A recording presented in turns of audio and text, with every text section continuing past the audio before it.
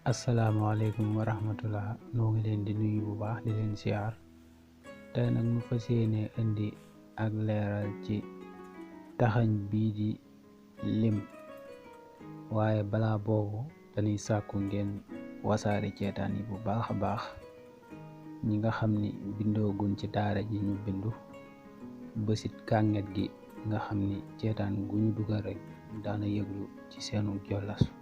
dañuy jël lim dugal ko ci bu wax bu noppee def ci nag ay leeral, niki nga ne lim wax dëgg la.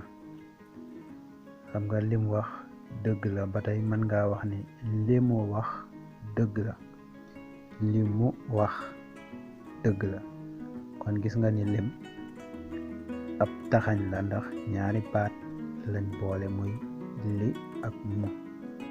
lu mel nii nag lañuy tuddee ab taxañ, maanaam ñaari baat yoo xam ne dañ leen a boole ci gis nag dañuy mel ni benn baat lañ, fekk na ñaari baat lañ.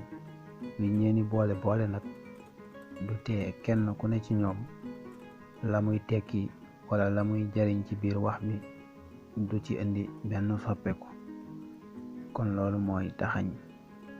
bu ko defee bari nañ lool ci wolof, lu ci mel ni buñ wala fuñ ak yeneen. di leen dig daje ci geneen ceetaan. jërë ngeen jëf.